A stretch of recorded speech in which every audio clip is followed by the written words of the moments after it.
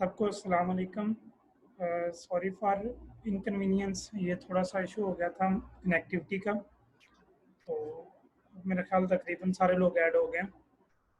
ये जो दोस्त अभी तक जो आपके क्लास फेलोज नहीं ऐड हुए उनको भी काइंडली बता दें कि क्लास स्टार्ट हो गई है, ठीक, वो ऐड हो सकते हैं।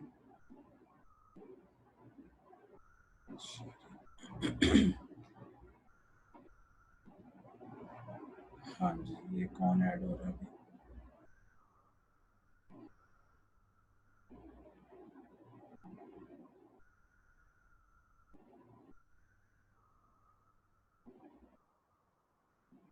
जो हमने लास्ट टाइम पढ़ा था उसी से आगे चीज़ें स्टार्ट करते हैं, ठीक है। आई होप सो कि आप सब लोग जो हैं वो साथ साथ चीज़ों को रिवाइज कर रहे होंगे। ये बड़ा ज़रूरी है। अगर आप लोगों ने साथ साथ काम ना किया तो फिर आप लोगों का जो सिलेबस है वो आपको बहुत ज़्यादा लगेगा। एंड टाइम पे आप फिर एंड पे आके आप कहेंगे कि सिलेबस बहुत ज़्यादा हो गया। तो इसलिए ज़रूरी है कि साथ साथ जो है वो रिवाइज करते रहें, ठीक है। आज कुछ लोगों से ज़रा सुनते भी हैं, ठीक है, ताकि पता लगे कौन कौन जो है वो साथ साथ काम को जो है देख रहा है। अच्छा जी, सबसे पहले नसीम रज़ा जो है ना, ये आपको बताएंगे कि नसीम रज़ा जी हो गया ऐड। नसीम रज़ा का माइक ओपन हो गया जी। नसीम रज़ा,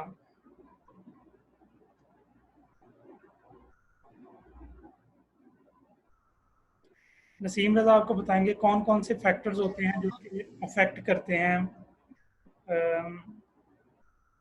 फ्रूट्स और वेजिटेबल को ड्यूरिंग ट्रांसपोर्ट। जी, नसीम रज़ा।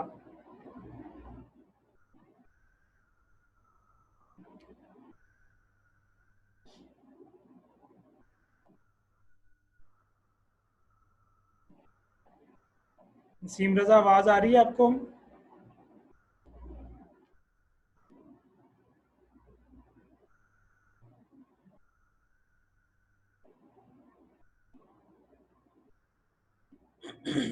नसीम रज़ा,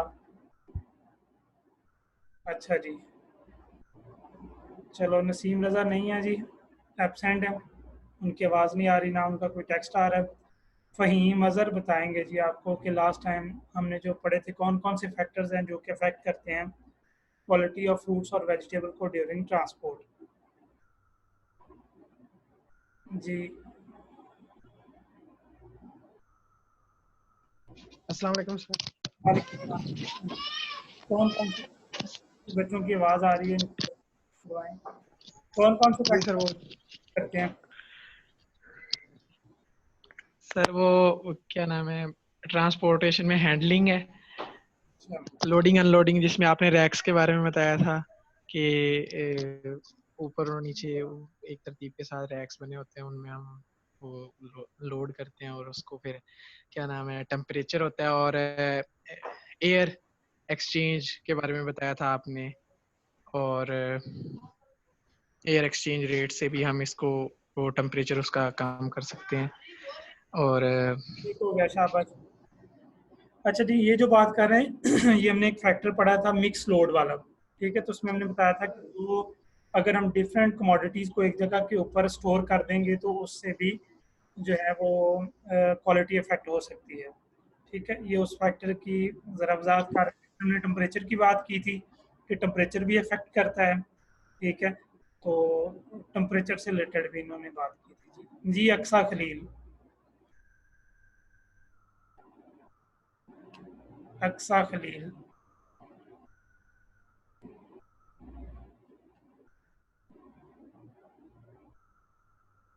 अक्सा खलील अवेलेबल हैं जी?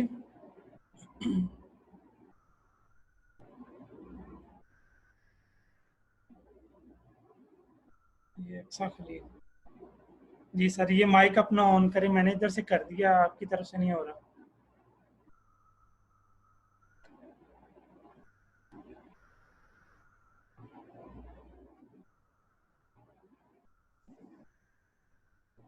सर। जी। इसके अलावा कौन कौन से फैक्टर्स हैं जी?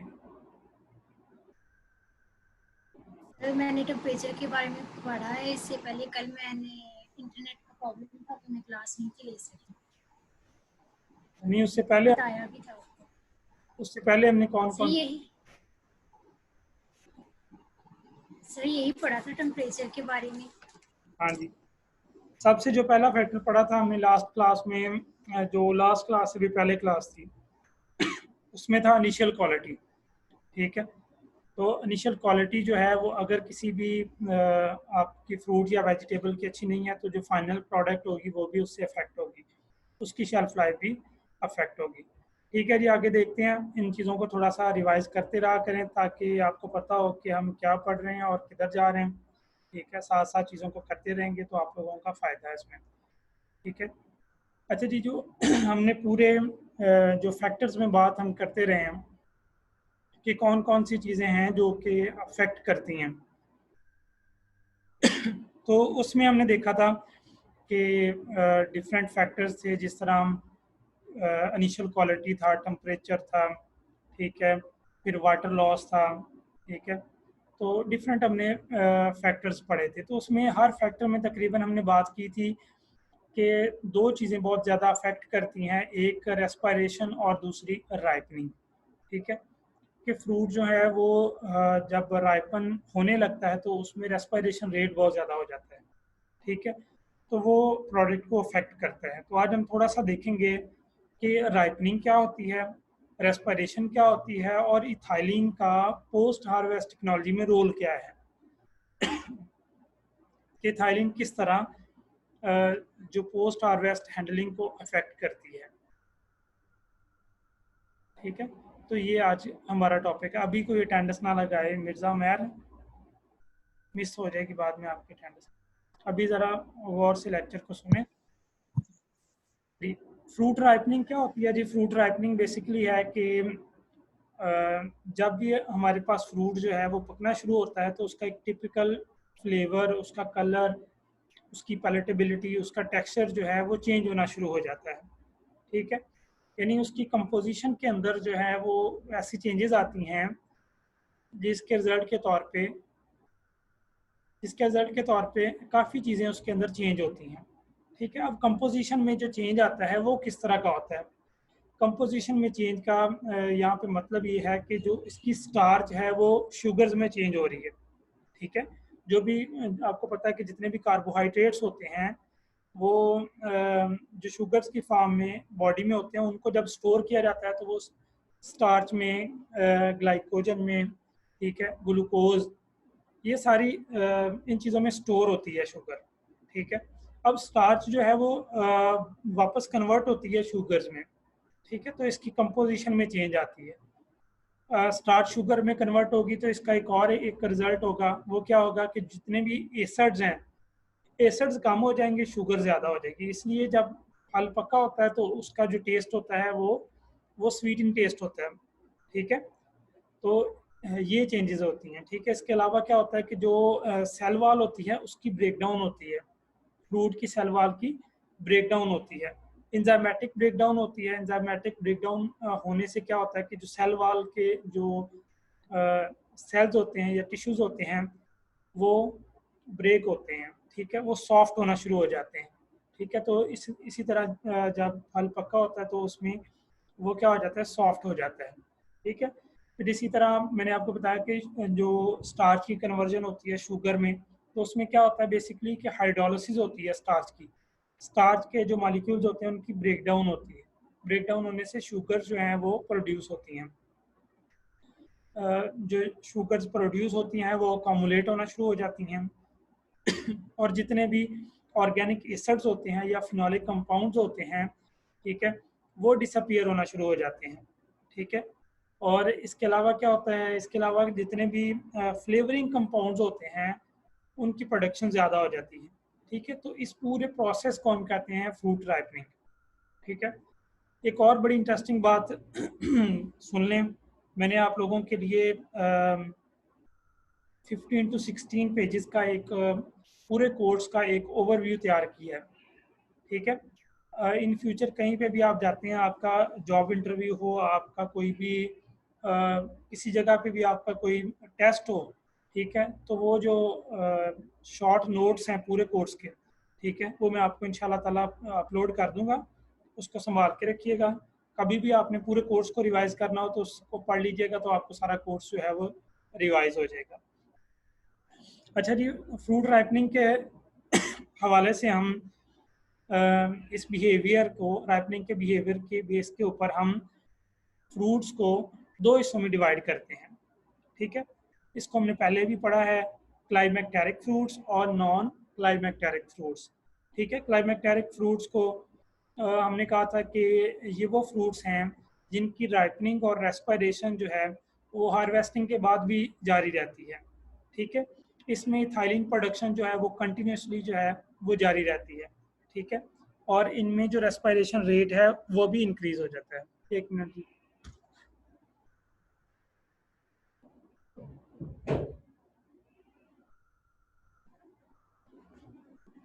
रेस्पिरेशन रेट जो है वो भी इसके साथ साथ जो है वो इंक्रीज होना शुरू हो जाता है, ठीक है। तो ये ऐसे फ्रूट्स होते हैं जिनको हम हार्वेस्ट कर लें उसके बाद भी इनकी राइपनिंग और रेस्पिरेशन का प्रोसेस जो है वो कंटिन्यूस रहता है, ठीक है। वो क्यों कंटिन्यूस रहता है? क्योंकि इनमें थाइलिन प्रोडक्शन ज़्यादा होती है। तो अगर आपके पास राइपेंड फ्रूट होगा, ठीक है, तो इस तरह का जो फ्रूट है जो क्लाइमेक्टेरिक इन नेचर होगा, उसकी जो ट्रांसपोर्टेशन है और हैंडलिंग है वो बहुत ज़्यादा डिफ़िकल्ट हो जाएगी, ठीक है, क्योंकि उनमें अनकंट्रोल्ड प्रोडक्शन ऑफ इथाइलिन होगी, ठीक है। उसके रिजल्ट के तौर पे जो है वो राइपनिंग का प्रोसेस उनमें जल्दी ज़्यादा होगा, फास्ट हो जाएगा, ठीक है। अगर राइपनिंग का प्रोसेस जो है वो तेज़ हो जाएगा तो उसका रिजल्ट क्या होगा कि जो फ्रूट है वो डेलिकेट हो जाएगा, वो सॉफ्ट हो जाएगा, ठीक है। तो उसमें इंजरी के चांसेस जो हैं वो मैक्सिमम हो जाएंगे, ठीक है। तो ये पूरा प्रोसेस है, ठीक है, जो राइपनिंग की वजह से अफेक्ट होता है, ठीक है। तो इनकी कौन कौन सी एग्जांपल्स हैं? इनमें आ जाते हैं हमारे पास मैंगो है, एप्पल है, बनाना है, गावा है, ठीक है, पियर है, पपाया में भी बाज़ दफ़ा ये इसकी पपाया की भी नेचर क्लाइमेक्टिक होती है, ठीक है। तो ये जितने भी फ्रूट्स हैं इनमें जो रेस्पिरेशन का प्रोसेस है वो ज़्यादा तेज़ होता है, राइपनिंग का जो प्रोसेस है वो जो है वो ज़्यादा फास्ट है, ठीक है। तो इस वजह से इनकी जो हैंडलिंग है वो भी डिफ़िकल्ट होती है। इसी तरह जो दूसरी हमारे पास टाइप है वो है नॉन क्लाइमेक्टेरिक। ये मैंने पहले भी आपको ये डिवीजन पहले भी बताई थी, ठीक है। तो ये वो फ्रूट्स हैं जिनमें जो राइपनिंग का प्रोसेस है ये हार्वेस्टिंग के बाद जो है वो कंटिन्यूस नहीं रहता, ठीक है। यानी जब तक आपने इसको हार्वेस्ट किया, जितना राइप ये हो चुका है उतनी तकरीबन उसमें राइपनिंग होती है। हार्वेस्ट करने के बाद इसमें राइपनिंग नहीं होती। उसकी वजह ये होती है कि इनमें रेस्पिरेशन रेट कम होता है, और दूसरी बात यह है कि इनमें इथाइलिन प्रोडक्शन उसकी अमाउंट भी कम होती है, ठीक है। तो इनको हैंडल करना जो है वो as compare to the climacteric fruits easy होता है, ठीक है। इनमें आपके पास जितनी भी सिट्रस फैमिली के फ्रूट्स हैं, ऑरेंज है, ग्रेप फ्रूट है, ठीक है, किन्नू है, मौसमी है, ग्रेप्स हैं, ठीक है। तो ये सारे जो फ्रूट्स हैं, बेरीज की कुछ टाइप्स भी इनमें आ जाती हैं, ये नॉन क्लाइमेक्टेरिक होते हैं, ठीक है। इनकी हैंडलिंग जो है वो इजी होती है, ठीक है। लेकिन बाज़ दफ़ा ये होता है कि अगर हम उसको थोड़ा सा जल्दी हार्वेस्ट कर लें तो उसके स्किन कलर को इम्प्रूव करने के लिए और इसकी एक्सेप्टेबिलिटी को इंक्रीज़ करने के लिए हम क्या करते हैं, इसको स्पेशली सिट्रस फ्रूट को हम इथाइलिन के साथ थोड़ा सा ट्रीट करवाते हैं, ठीक है। इथाइलिन क्या करता है? इथाइलिन जो क्लोरोफिल होता है, पिगमेंट जो मौजूद होता है जिसकी वजह से फ्रूट जो है वो ग्रीन नज़र आता है, उसकी ब्रेक डाउन कर देता है, ठीक है। अब अगर उसका जो कलर है वो जो क्लोरोफिल है की वजह से ग्रीन है, उसकी ब्रेक डाउन हो जाएगी तो कलर जो है वो येलो हो जाएगा, ठीक है। तो उसकी एक्सेप्टेबिलिटी बढ़ जाएगी, ठीक है। इसी तरह ये क्या करता है साथ में जो जो टेस्ट है उसको भी इम्प्रूव कर देता है। तो ये हमने सबसे पहले राइपनिंग देखा कि राइपनिंग क्या होता है, ठीक है, उसमें कौन कौन से प्रोसेस हो रहे होते हैं। फिर हमने देखा कि इसकी आगे राइपनिंग बिहेवियर के हिसाब से कौन सी दो टाइप्स हैं, ठीक है, और उनमें हमने जो इश्यूज हो रहे हैं और जो उनकी टाइप्स हैं वो आगे बता दी, ठीक है। अब अगर हमने फ्रूट को पकाना है, उसके लिए कौन कौन सी टेक्नोलॉजीज़ यूज़ होती हैं, ठीक है। तो उसमें डिफरेंट केमिकल्स यूज़ होते हैं, ठीक है। बहुत सारे उसमें मेथड्स हैं, ठीक है। कुछ मेथड जो हैं वो इजी हैं, कुछ जो है वो डिफ़िकल्ट भी हैं। हर एक मेथड का जो है वो अपना एडवांटेज है, अपना डिसएडवांटेज है, ठीक है। अच्छा जी, कोई भी हमारे पास फ्रूट है, उसको हम उसकी राइपनिंग करना चाहते हैं, ठीक है। तो एक उसका एक स्पेसिफिक जो है वो उसका टाइम पीरियड होता है, ठीक है। उसको पकने के लिए जितना टाइम चाहिए, जिस तरह मैंगोज़ हैं, ठीक है। आजकल मैंगोज़ का सीज़न भी है, ठीक है। तो ये 5 से 6 दिन लेते हैं पकने के लिए। सेपोटॉस, ये हमारे पास ये चीकू जो होता है, चीकू को तकरीबन 6 से 7 दिन लगते हैं राइपन होने के लिए, ठीक है। तो इनमें क्या होता है कि इनमें नेचुरली जो है वो इथाइलिन प्रोडक्शन होती है, ठीक है। तो अगर हमने उसको आर्टिफिशियली पकाना हो तो हम क्या करते हैं कि अनराइपन फ्रूट्स लिए, लेकिन फुली मैच्योर हों, ठीक है। फुली मैच्योर का मतलब ये है कि उसमें प्रॉपर जो है वो डेवलपमेंट हो चुकी है, लेकिन जो फाइनल टच होता है, यानी उसका कलर चेंज होना, उसका फ्लेवर इम्प्रूव होना, ये 2 चीज़ें रहती होती हैं, ठीक है। तीसरी इसमें ये होती है कि फ्रूट जो है वो हल्का सा सॉफ्ट होना बाकी होता है, ठीक है। तो ये 3 चीज़ें जो हैं वो रहती हैं, ठीक है। तो अब इसको क्या किया है, इसको इथाइलिन के साथ ट्रीट करवाते हैं। इथाइलिन क्या करती है, इथाइलिन जो है इसकी राइपनिंग को और ज़्यादा ट्रिगर कर देती है, ठीक है। इसके अलावा स्मोक को भी यूज़ किया जाता है। एसिटाइलिन जो है वो स्मोक में से निकलती है, और एसिटाइलिन का भी यही काम है कि ये राइपनिंग के प्रोसेस को फास्टन कर देती है, उसको ट्रिगर कर देती है, ठीक है। लेकिन इसमें डिसएडवांटेज ये होता है कि कलर और फ्लेवर की यूनिफॉर्मिटी नहीं रहती, ठीक है। यानी कुछ फ्रूट जो हैं वो बहुत ज़्यादा डार्क हो गए, कुछ जो हैं वो अभी लाइट पेल हैं, ठीक है। कुछ में फ्लेवर डेवलपमेंट बहुत ज़्यादा होगी, कुछ में जो है वो प्रॉपर डेवलपमेंट अभी नहीं हुई, ठीक है। तो ये इसमें मेन डिसएडवांटेजेस हैं जो कि इसमें मौजूद होते हैं, ठीक है। और इसमें ये प्रॉब्लम भी हो सकता है अगर हम स्मोक को यूज़ करते हैं कि स्मोक का जो अडर है वो क्वालिटी को भी अफेक्ट कर सकता है, ठीक है। तो एक और आम सा तरीका ये भी है कि जो आपके फ्रूट पके हैं उनको अनराइपन्ड फ्रूट्स में रख दें, ठीक है। जो राइपन फ्रूट्स होते हैं उनमें थाइलिन प्रोडक्शन ज़्यादा होती है, तो उनकी वजह से जो अनराइपन होते हैं वो भी पक जाते हैं, ठीक है। लेकिन उसमें भी ये इशू है कि उसमें यूनिफॉर्मिटी जो है वो नहीं रहती, ठीक है। जो पहले से राइपन है उसके डिटीरियोरेट होने के चांसेस जो हैं वो ज़्यादा से ज़्यादा होते हैं, ठीक है। तो इसके अलावा हम क्या कर सकते हैं, इसके अलावा आपने देखा होगा गाँव में भी यूज़ करते हैं लोग, इसको हस्क में दबा देते हैं, ठीक है। तो उससे क्या होता है कि जो रेस्पिरेशन होती है वो जो उसमें से गैसेस निकल रही होती हैं या इथाइलिन निकल रही होती है वो वेस्ट नहीं होती, ठीक है। तो वो क्या करते हैं, फ्यू डेज़ के लिए अगर हम उसको अनराइपन फ्रूट्स को दबा दें, जिस तरह मैंगो है, मैंगो को आप ये वीट हस्क में दबा दें तो आपके पास जो वीट हस्क की वजह से जो है वो फ्रूट आपका पक जाएगा, ठीक है। इसके अलावा आप ये भी कर सकते हैं कि अनराइपन मैच्योर फ्रूट को आप 0.1 एथिल सॉल्यूशन के अंदर डिप भी कर सकते हैं, ठीक है। डिप करने के बाद आप इसको न्यूज़पेपर के अंदर रख दें, ठीक है। और उसको आपने कवर कर देना है इससे, ठीक है। फिर कपड़े वगैरह से भी उसको आप कवर कर देंगे तो वो भी तकरीबन फ्रूट जो है वो जल्दी पक जाता है, 2 दिन के अंदर अंदर तकरीबन पक जाता है। बनाना में भी स्पेशली हम क्या करते हैं कि उसको न्यूज़पेपर के अंदर जो है वो बंद करके रख देते हैं, ठीक है। इसके अलावा जो है वो बहुत ज़्यादा हमारे यहाँ कॉमन है कैल्शियम कार्बाइड, ठीक है। तो इसको भी फ्रूट के लिए फ्रूट राइपनिंग के लिए यूज़ करते हैं, लेकिन इसका इशू ये है कि इसमें आर्सेनिक और फास्फोरस है। आर्सेनिक और फास्फोरस जो है ये कुछ कंट्रीज़ में इसके ऊपर बैन है, ठीक है। अब इसमें इशू ये होता है कि ये जो आर्सेनिक और फास्फोरस है ये नर्वस सिस्टम को अफेक्ट करती है, क्योंकि ये ऑक्सीजन सप्लाई को कम कर देती है, तो इसकी वजह से जो नर्वस सिस्टम है वो अफेक्ट होता है। तो जो आर्सेनिक और फास्फोरस है इसका अफेक्ट जो है वो इसका टॉक्सिक अफेक्ट है, ठीक है। तो इसलिए इसके ऊपर जो है वो पाबंदी है। ठीक है। इसको अगर हमने इसके अफेक्ट को कम करना हो, इसकी टॉक्सिसिटी को कम करना, तो हम इसको क्या करते हैं, इसको हम वाटर में डिजोल्व करते हैं। जब इसको वाटर में डिजोल्व करते हैं तो एसिटाइलिन गैस प्रोड्यूस होती है, ठीक है। वो आगे जो है वो हेल्प करती है रैपनिंग में, ठीक है। तो ये हमारे पास कैल्शियम कार्बाइड था। इसके अलावा इथाइलिन जो है ये भी ज़्यादा यूज़ होती है, तो इथाइलिन को भी हम यूज़ कर लेते हैं। अब ये एक नेचुरल हार्मोन है इथाइलिन, जो कि प्लांट में प्रोड्यूस होता है, तो इसके जो हेल्थ इफेक्ट्स होते हैं वो कम होते हैं, ये इतना ज़्यादा जो है वो नुकसानदेह नहीं होता, ठीक है। तो पहला काम ये करता है कि ये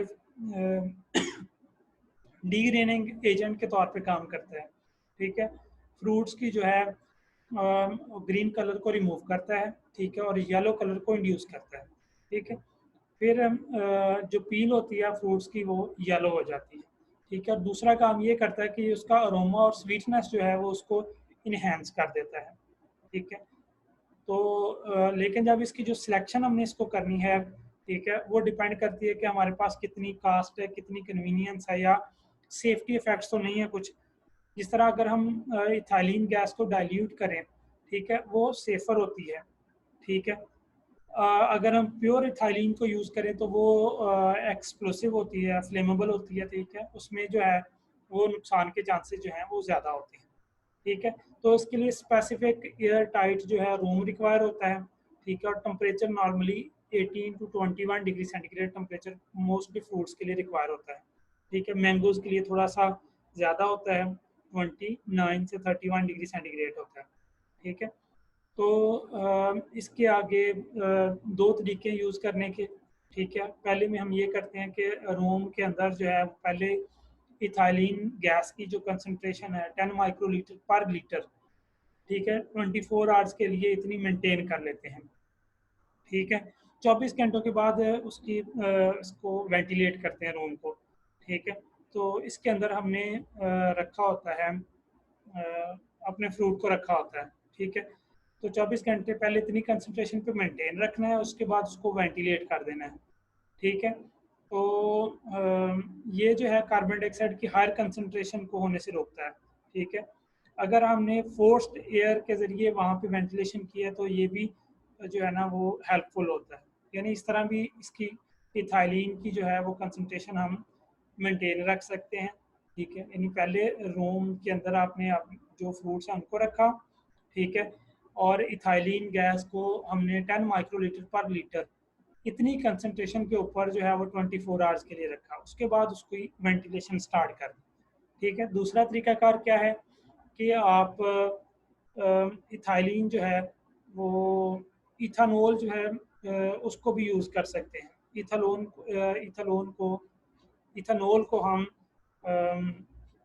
कोई भी हमने अगर जिसके ऊपर हमने फ्रूट्स या वेजिटेबल को रखना है, फ्रूट्स को स्पेशली, ठीक है, तो उसके ऊपर हम स्प्रे कर देते हैं इथानॉल का, ठीक है। तो इस तरीके से भी हम इथाइलिन गैस आगे प्रोड्यूस कर लेते हैं, ठीक है। जो हमने जिस बेड के ऊपर स्प्रे करना है इथानॉल का वो एल्यूमिनियम का होना चाहिए, ठीक है। एल्यूमिनियम का होने की वजह से क्या होगा, इथानॉल का इसके साथ रिएक्शन होगा और इथाइलिन गैस प्रोड्यूस होगी। वो इथाइलिन गैस जो है वो आगे हेल्पफुल होगी फ्रूट राइपनिंग के लिए, ठीक है। फ्रूट राइपनिंग के लिए ऑप्टिमम कंडीशंस क्या क्या हैं जी। टेम्परेचर नॉर्मली 18 से 25 डिग्री सेंटीग्रेड होना चाहिए। रिलेटिव ह्यूमिडिटी 90 to 95% होनी चाहिए। इथाइलिन प्रोडक्शन या इथाइलिन की जो कंसंट्रेशन है वो 10 to 100 ppm होनी चाहिए, ठीक है। ड्यूरेशन कितना होना चाहिए, 24 से 74 आवर्स, ठीक है। वो आगे डिपेंड करता है कि फ्रूट किस तरह का है और उसकी मेच्योरिटी की स्टेज कौन सी है, ठीक है। तो ये हमारा जो है ना इथाइलिन प्रोडक्शन का था, इसमें उसकी ऑप्टिमम कंडीशंस ये होनी चाहिए। डी ग्रीनिंग हम कैसे कर सकते हैं जी, स्पेशली सिट्रस फ्रूट के अंदर जो है हम डी ग्रीनिंग जो है हमने पहले मिच्योर जो है वो सिट्रस कल्टीवार जो हैं उनके फ्रूट को लेना है, ठीक है। तो अब जब हमने उसको मिच्योर फ्रूट को लिया तो उसमें अभी कलर जो है वो प्रॉपर्ली डेवलप नहीं हुआ होता, लेकिन फ्रूट जो है वो फुली मिच्योर होता है। स्पेशली ऑरेंजेस के अंदर ये जो है ना वो इशू होता है, ठीक है। तो इसको हम अगर हम लो टेम्परेचर पे रखें तो उसमें जो क्लोरोफिल है वो ब्रेक डाउन हो जाएगा और रिच जो ऑरेंज कलर है उसकी प्रोडक्शन ज़्यादा हो जाएगी। ठीक है, तो ये डीग्रीनिंग का एक तरीकाकार है। यहाँ तक हमने जो पढ़ा है एक दफ़ा दोबारा रिवाइज कर देता हूँ। आज हमने क्या देखा? सबसे पहले हमने देखा कि रैपनिंग क्या होती है। ठीक है, रैपनिंग प्रोसीजर क्या होता है? एक्चुअली सर जी जी, मुझे पता है अभी आपकी क्लास है तलम, बस मैं उसको ख़त्म जी सर बस मैं ख़त्म करने लगा हूँ। ये है ना, ये जितने भी पार्टिसिपेंट हैं इनका स्क्रीनशॉट ले लीजिएगा। ठीक है, अटेंडेंस के लिए बस ये ख़त्म करने लगा लेक्चर में, एक दफ़ा रिवाइज करके जो हमने अभी पढ़ा है। तो फ्रूट राइपनिंग के बिहेवियर के हिसाब से दो टाइप्स हैं, क्लाइमेक्टेरिक फ्रूट्स और नॉन क्लाइमेक्टेरिक फ्रूट्स। ठीक है, उनमें जो प्रोसेस हो रहा है उसको डिस्क्राइब किया हमने। ठीक है, और उसमें कौन कौन से फ्रूट्स हैं उसको बताया हमने कि कौन कौन से उसमें फ्रूट्स आते हैं। ठीक है, उसके बाद हमने देखा कि कौन कौन सी टेक्नोलॉजीज़ हैं जो कि राइपनिंग ऑफ फ्रूट्स में इस्तेमाल होती हैं। उसमें 2-3 का जिक्र किया मैंने, स्मोक का किया है, एथाइलिन का किया है, ठीक है, और एथरल का किया है। ठीक है, उसके बाद कैल्शियम कार्बाइड का बताया आपको, और इथाइलिन का थोड़ा सा डिटेल में बताया। उसके दो तरीके बताए कि किस किस तरीके से हम इथाइलिन को इंड्यूस कर सकते हैं। ठीक है, फिर ऑप्टिमम कंडीशंस बताई जो कि फ्रूट रैपनिंग के लिए रिक्वायर होती हैं, और फिर उसके बाद डी ग्रीनिंग का प्रोसीजर आपको बताया। ठीक है, ये आज का हमारा लेक्चर था। ठीक है, तो अबू तला ये इसमें ना काइंडली ये इनके देख लीजिएगा कौन कौन से एब्सेंट हैं। 20 पार्टिसिपेंट्स हैं, इसका मतलब है 15 एब्सेंट है। ठीक है, तो वो 15 देख लीजिएगा कौन कौन से हैं। ठीक है जी, इंशाल्लाह नेक्स्ट क्लास में मिलते हैं, तब तक के लिए अल्लाह हाफिज़।